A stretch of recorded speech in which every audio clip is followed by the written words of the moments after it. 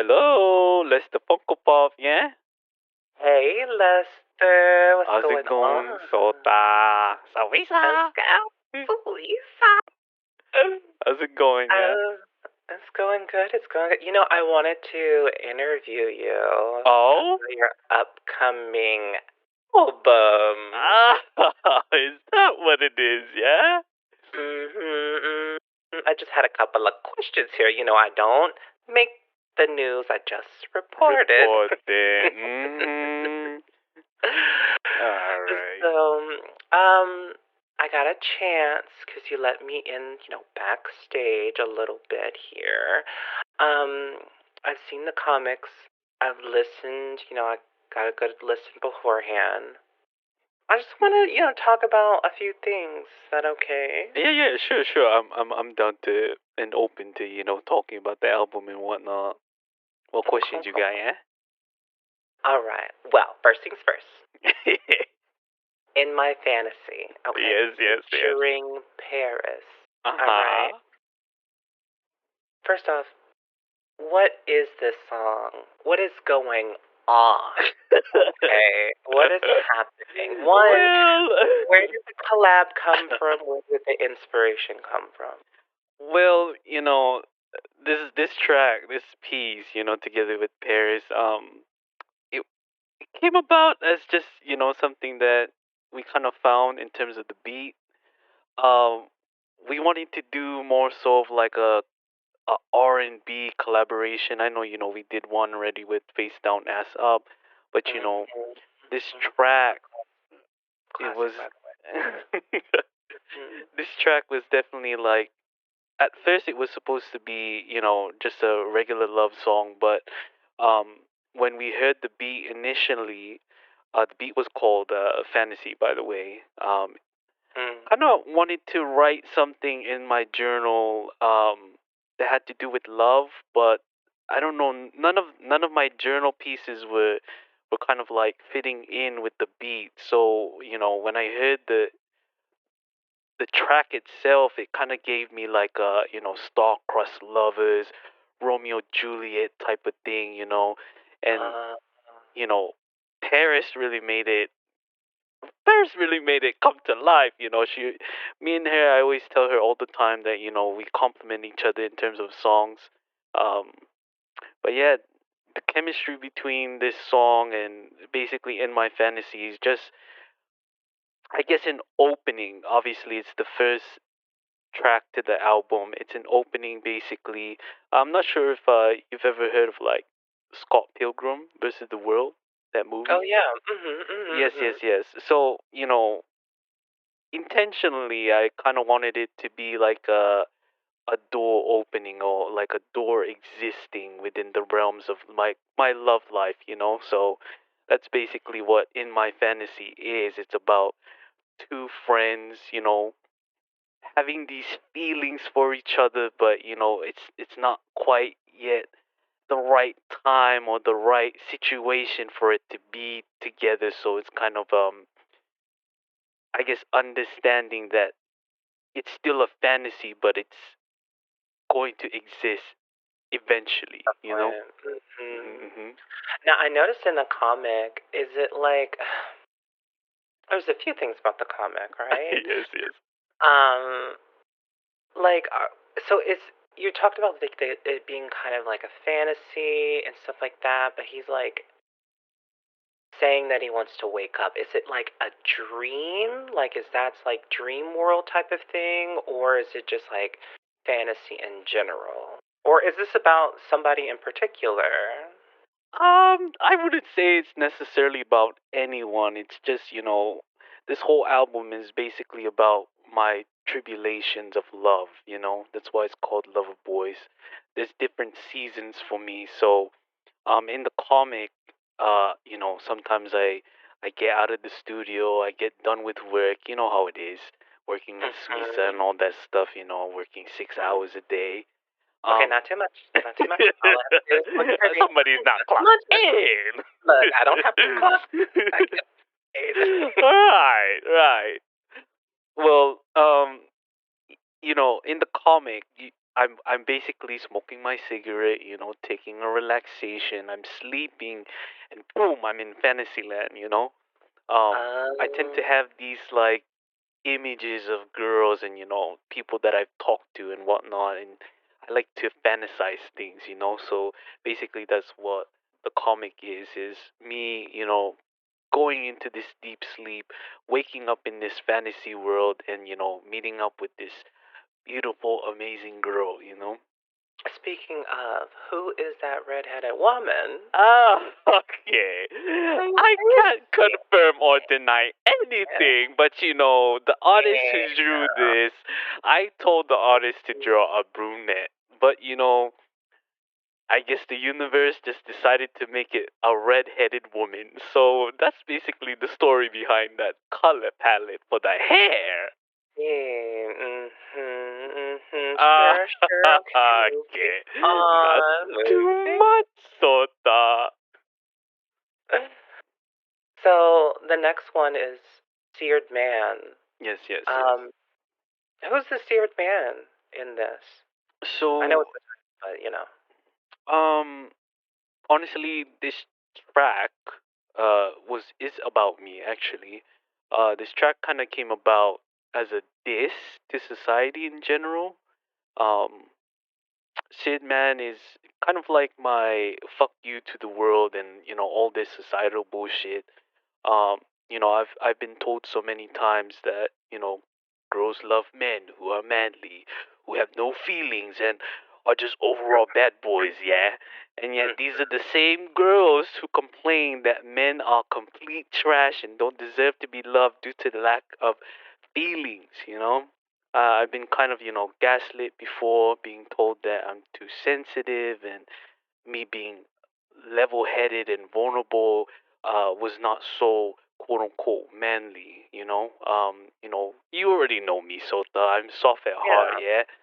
And I Mhm. truly wear my heart on my sleeve, so some people look at me and expect this certain way to carry myself and a certain way to look and sound and dress and a certain way, but at the end of the day, I just want to be me. And Mm. this track kind of developed through the emotions I was going through during my rehab. It was a really tough time. Nobody was, writing letters back to me, not even, my ex-girlfriend at the time. And, I just had a lot of emotions that I had to lay on the track. And Mm. basically, if you think this track is about you, it probably is, yeah. Oh well.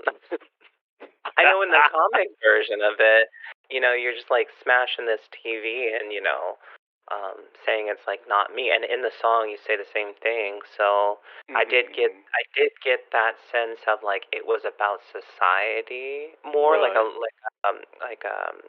just like not fighting back, but just more like what the fuck, you know what I mean? Like I can't be perfect in your world, right? Right. Well, the TV kind of symbolizes, the media and all that shit. So we're always fed, by the media that a man needs to be these specific things. But, being a man, I feel like you develop that kind of definition on your own. So Mm. that TV being smashed is kind of like me giving a fuck you to the world. And what does the perfect world kind of look like to you if that was something, you know what I mean? I would say, in a perfect world, I feel like everybody would just get along. I feel like Mm. there's just too much differences in the world that make up for just nonsense. And I feel like sometimes people just look into things too much and they just need to, dig back into their hearts and realize that, love is there and you just have to surface it, you know? And I that's love basically that. what Sid Man is just, being a man in society and you're always being crucified or burnt out by all these other people telling you what to be and who to be. Mhm. I mean, as an artist, and I'm sure you've experienced this too, right? Hmm. Um, it's you kind of define your own lane, your own voice, and things like that. And of course, you have people who support you. Right. Um, but there are people out there, and oftentimes your haters are your biggest fans. Let's be real. It's true. It's definitely And true. I've said similar things about people's voices or how they do their art or things like that, and how they express themselves, and kind of allowing them to just be who they are. I Hmm. think of Christina Aguilera, or as I like to call Oh, her lovingly in my mind, right, right, Christina right. Aguilera. Hmm.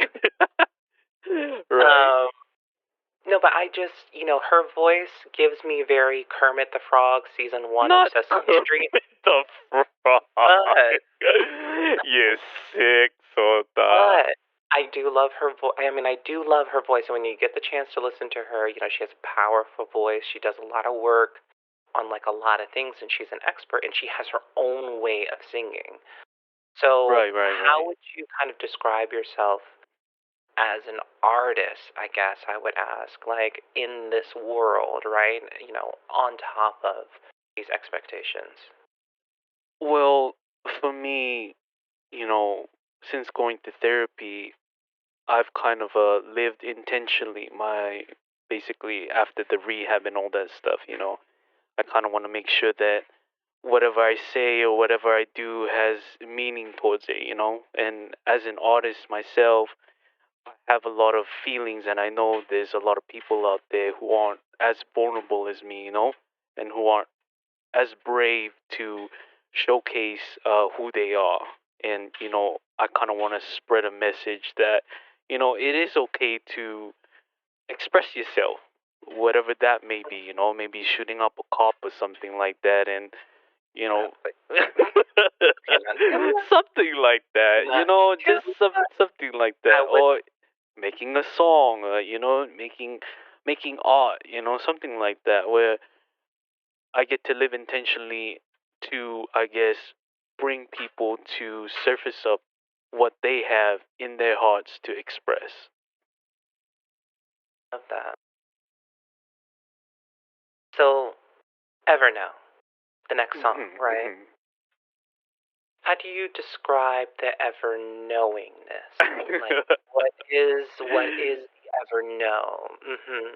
Well, Evernote came up because I'm not sure if you've ever heard of like slam poetries before. Mhm. So I got really addicted at one point listening to these slam poetries on YouTube, and it had me hooked. Yeah. So Mm, you know, some of these people bring you into this story with how they say things, and I wanted to kind of do something like that on the track. It's about jumping into the unknown and being able to sit within that unknown and to open up a new door. Um, this track kind of helped me think about the future and what it has to offer and what it looks like. So um, I know you've seen the comics and whatnot, right? So this mhm. track is kind of like a break from the craziness, of the dating world, quote unquote. It's like a vulnerable moment about being able to push aside all that you know and just stand in the presence of what if, and being able to make that what if into a that's mine. So in the comic, you have me and the girl laying in the blue sky, just enjoying each other's presence. Sometimes people forget how simple love can be, and the reason why it's so hard sometimes is because we're not open to opening up. But with the right questions and the right answers, all that can be clear. I definitely sense your vulnerability with this track. That's like, and I'm glad that you went through like the inspirations and things like that. It felt a bit, like a raw truth about life in Hmm. general. It didn't seem like it was really about someone in particular. I mean, in a way it was, but like yourself or something like that, right? Is it more like an inner truth about yourself? Would you say I too, would say or? like a general truth. Um, Mm, I feel like a lot of the times I get in my head as well, and being able to stay still and think about and enjoy fantasizing about all these things and thinking what if is always like exciting to me. It's kind of like a form of manifestation if you think about it. So that's kind of what Evernote is in this track is just like a slam poetry moment of just me slowly manifesting all like these questions that I have about myself, and about my love. And what are your thoughts about manifesting all of this? Well, I Is it can't just this track, I or? can't confirm or deny anything, Sota. As they say, Um, you can't be telling everybody about your manifestations because they will start tearing you down. So I'll true. keep It's that to true. myself. I mean, it did feel like a. I mean, the comic version of it is just. It felt like more of a daydream. You know what I Right, mean? right. Thing that you kind of like ponder and think deeply on while just kind of being in the moment. And so I like that. It's like a different. I guess in my sense, it feels like the Evernote is sort of like being present. You know? It definitely is, yeah. Very spot on, Sota. Very spot on, yeah. I mean, good at what I do. Hello. So, existing. mhm. Existing, right? Okay. Loving the metaphors here, especially in the comic, right? Mhm. Of like the rose is growing, and then you mention it in the lyrics. What does this like growth symbolize for you here? So, I guess I'll talk about how the song came about. So this actually came about when I was walking at a park. I was having a peaceful journaling moment. I'm super observant, so I was looking at nature and what it had to offer, and there was this rose growing so perfectly through a cracked concrete. It just got my mind going and with lyrics, and I thought, if this rose can grow its roots in such a harsh circumstance to the surface world, then I can exist anywhere. So the comic in general is just like a breakthrough moment to Loverboy. Um, a kind of a lost of all hopes type of moment where you're left to question yourself. It's a moment where you're talking to your subconscious mind and allowing for that dialogue to happen. And in that dialogue, there's a voice that tells you that, you can still keep going.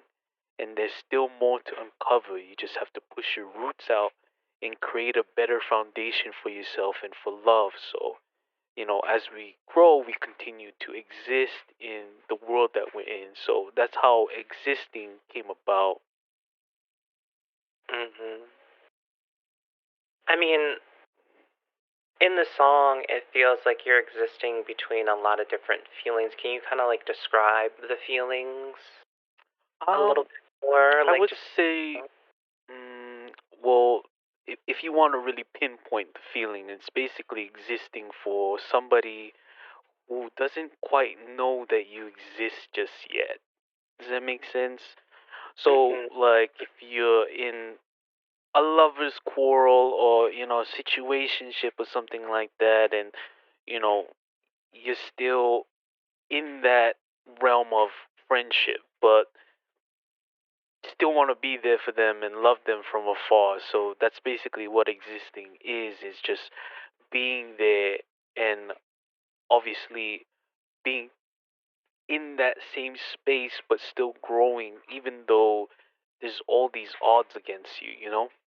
Right, right. And in the comic, is that Rose crying or leaking? What is it supposed to? It's like a morning dew, like it was A supposed heavy to be morning. yeah, well, it was supposed to symbolize, morning dew, but I thought it was a really good um touch to it because it's as if like the rose is kind of leaking out all its residue, its feelings. Mhm, mhm. I love it. I love it.